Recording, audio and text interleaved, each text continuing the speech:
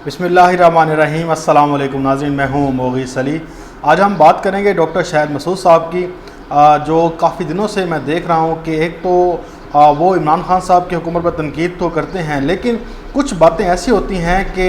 जिनका सिरे से ही ना ही सर होता है ना पाँव होता है, और वो एक बात करके उसके बाद फिर उसी बात को अगले प्रोग्राम में जुटला रहे होते हैं। और ये एक सीनियर एंकर हैं, हम भी इनका बहुत एहतराम करते हैं, लोग भी एहतराम करते हैं, लेकिन कुछ बातें ऐसे हुई हैं कि जिनके ऊपर डिस्कस करना बहुत ज़रूरी है। अगर आप सब लोग या आप में से चंद लोग जिन्होंने अर्तुगरुल ड्रामा देखा है और वो देख रहे हैं, या तो उसमें हमने देखा है कि एक कई कबीला होता है, कई कबीला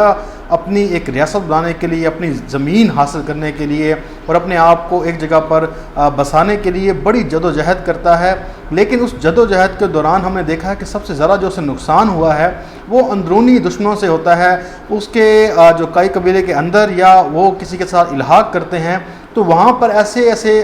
जो दुश्मन होते हैं, गद्दार होते हैं, जो बिक जाते हैं, वो क्या करते हैं कि वो तरह तरह की साजिशें कर कर जो बना बनाया खेल होता है उसे बिगाड़ रहे होते हैं। लेकिन इसमें हमने देखा कि जो खुद अर्तुगरुल है वो उसकी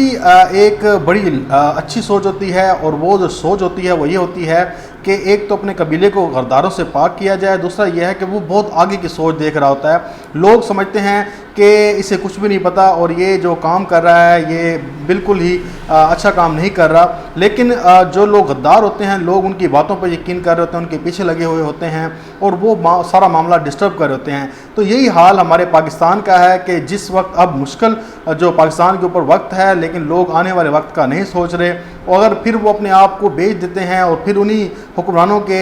रहम करम पर अपने आप को छोड़ देते हैं जिन्होंने हमें यहाँ तक पहुँचाया है, तो फिर मेरा ख्याल है कि इस जो हुकूमत आई है इसको लाने का कोई फ़ायदा नहीं था, और फिर हमें दोबारा उन्हीं से रजू करना चाहिए जो इस मुल्क पर हुक्मरान थे, और उसी तरह से हम बैठ कर उनकी हुक्मरानी देखते रहें और फिर जो है वो या तो गम करते रहें या तो फिर ये है कि खामोश हो जाएं। लेकिन अब मामला ये है कि अब हुकूमत है और हुकूमत चल रही है, और जिस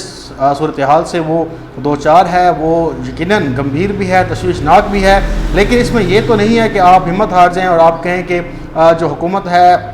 वो बिल्कुल भी कुछ नहीं कर रही। लेकिन अगर देखा जाए तो बहुत सी पॉजिटिव चीज़ें हो रही हैं, जो मीडिया पर तो हमें नेगेटिव चीज़ें नज़र आ रही होती हैं, लेकिन अगर दूसरी आंख से देखें तो वो यकीनन हमें नज़र आएंगी, लेकिन हमें वो दिखाई नहीं जाती। खैर, बात लंबी हो रही है, मैं अपने मौजू पर आता हूँ। डॉक्टर शाहिद मसूद साहब ने सबसे पहले जो एक इमरान खान साहब के बारे में कहा है कि वो बड़े शदीद गुस्से में हैं, और वो गुस्से की उन्होंने दो वजूहात बताई हैं। उन्होंने कहा है कि पहली जो वजह है वो WHO का ख़त है जो लिखा गया है पंजाब गवर्नमेंट को, और यूँ समझ लें कि पूरी पाकिस्तान की जो हुकूमत है उन्हीं को लिखा गया है एक तरह से, कि WHO ने रिकमेंड किया है कि जो पाकिस्तान में हालात हैं वो शदीद ख़राब होते जा रहे हैं, तो इसके लिए लॉकडाउन जो है वो बहुत ज़रूरी है, और टेस्ट जो हैं उसकी कैपेसिटी ज़्यादा बढ़ानी चाहिए। ये दो बातें जो हैं बुनियादी हैं जो उन्होंने कही हैं। इसके ऊपर डॉक्टर शाहिद मसूद कहते हैं कि इमरान खान जो हैं वो बहुत गुस्से में हैं, इसलिए कि वो इमरान खान साहब के स्मार्ट लॉकडाउन के हामी हैं, लॉकडाउन की तरफ जाना नहीं चाहते, तो WHO ने रिकमेंड कर दिया है, तो अब इमरान खान को गुस्सा आ गया है। दूसरी उन्होंने बात की है, वो कही है कि जो आर्मी चीफ ने शहबाज शरीफ को फ़ोन करके उनकी खैरियत दरियाफ़्त की है, उसके ऊपर इमरान खान को बहुत गुस्सा है, और वो जो गुस्सा है उनका आउट ऑफ कंट्रोल होता जा रहा है, और उनके करीब नहीं जाना चाहिए। क्योंकि जो अब ने कल देखा कि इमरान खान साहब ने अपनी जो कौम से खिताब उसमें भी शहबाज शरीफ को तनकीद का निशाना बनाया था कि वो लैपटॉप के सामने बैठ गए थे और बता रहे थे कि अब मैं पॉलिसी बताऊंगा। लेकिन शाहिद मसूद साहब का ये दावा हमें सामने नज़र आया कि उन्होंने कहा कि जी इमरान खान से जो इमरान खान बहुत गुस्से में है, वो इसलिए गुस्से में हैं कि आर्मी चीफ ने उन्हें फ़ोन करके उनकी खैरियत दरियाफ्त कर ली है। अब अगर दूसरी बात की जाए उसके बाद जो एक तो हालात तब्दील हो रहे हैं, सीधी सी बात है, कल का नहीं पता, परसों का नहीं पता, और जो हमारी हुकूमत है वो असेसमेंट 2 हफ्तों तक लगा सकती है। ये रिकॉर्ड पर है, और ये डॉक्टर ज़फ़र मिर्ज़ा साहब ने भी बताया है, और दीगर जो हेल्थ के माहिरीन हैं उन्हें वो सब ये कहते हैं कि जो इस कोरोना वबा का मामला है ये सिर्फ आपको असेसमेंट दे सकता है, आप इसका कैलकुलेशन कर सकते हैं सिर्फ 1-2 हफ्तों की, आगे आप नहीं कर सकते। कल क्या होने वाला है ये भी नहीं पता, इतना इसका सेंसिटिव मामला है। लेकिन वो फिर जो उन्होंने बात की 2 दिन पहले उन्होंने कहा कि कोरोना पे मैं बात करूंगा, मैं सियासत पे बात नहीं करूंगा, ये उनके प्रोग्राम में है। डॉक्टर शाह मसूद साहब ने कहा कि मैं कोरोना पे ही बात करूंगा, ये जो नोटिस ले लिया, एहतसाब हो रहा है, ये सब बेकार की बातें हैं, हमें कोरोना पर फोकस रहना चाहिए। और फिर उससे अगले दिन उन्होंने प्रोग्राम किया,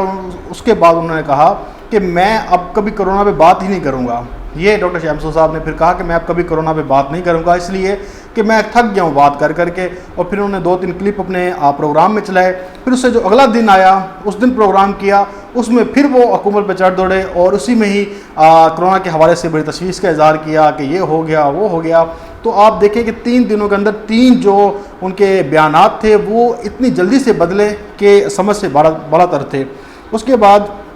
उन्होंने एक और बात भी की, बड़ी मुझे तो उसने बड़ा मेरे लिए तो बड़ा मजाक थी कि मिर्ज़ा गालिब भी इस हुकूमत में होते, तो वो भी मुशीर होते, वो क्रिटिसाइज़ कर रहे थे इमरान खान की गवर्नमेंट को, उनके मुशीरान को। उसके बाद अब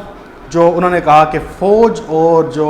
इमरान खान की हुकूमत है वो एक पेज पर नहीं है, बहुत इनके मामलात जो हैं वो ख़राब हो चुके हैं और ये अब एक दूसरे के साथ इनका वो वाला पहले वाला जो प्यार है, वो मोहब्बत है, वो नहीं रही। अब ये दोनों अलग अलग हो चुके हैं और आने वाला वक्त बताएगा कि ये अलग हो चुके हैं या नहीं हो चुके। लेकिन अभी तक फ़िलहाल जो हमें नज़र आ रहा है, हमें तो सिर्फ एक पेज पर नज़र आ रहे हैं। अगर ऐसा ना होता तो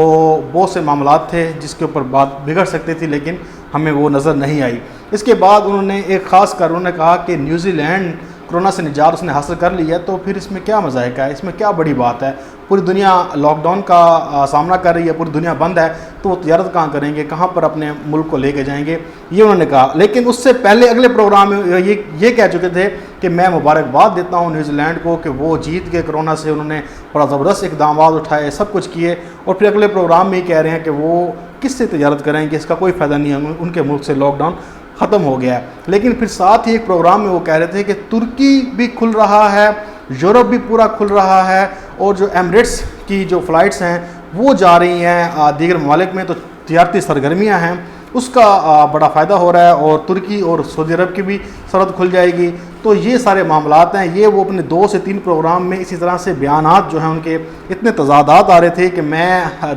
देखना मजबूरी थी, लेकिन मैं बड़ा परेशान हुआ। मैंने कहा कि अभी कल ये बात कर रहे हैं, आज ये बात कर रहे हैं, उसके बाद ना जाने क्या क्या आगे बातें कर रहे हैं। उसके बाद जो सबसे आखिरी बात जो उन्होंने कही कि न्यूजीलैंड खुल गया, तजारत करेगा नहीं करेगा। उसके बाद वो कह रहे थे कि अफ़गानिस्तान का मामला है और साथ में चीन का मामला है,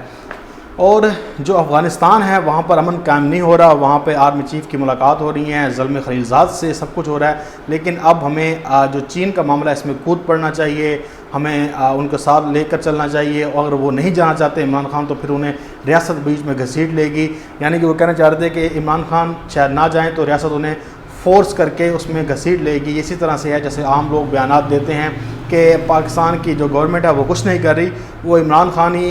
जो है वो बिल्कुल खामोश हैं, जो सब कुछ कर रही है वो पीछे इस्टेब्लिशमेंट कर रही है। तो उनका नुक्ता नज़र भी इसी सारे मामले पे था। लेकिन आपने देखा कि ये जो चीज़ें हैं ये हमारे लिए एक जहर है, क्योंकि आप बैठे हुए और ऐसे बैठकर तजिया करना शुरू कर देते हैं। और साथ में अब आप देखें डॉक्टर शाह मसूद बहुत अरसे से अकेले प्रोग्राम कर रहे हैं, वो किसी भी गेस्ट को नहीं लेते। अगर वो इसमें हुकूमती तर्जुमान या किसी ऐसे शख्स को लेते तो उन्हें अंदाज़ा हो जाता, या डॉक्टर साहब आसिम सलीम बाजवा साहब को ले लेते तो उनकी बात ये क्लियर हो जाती कि हुकूमत और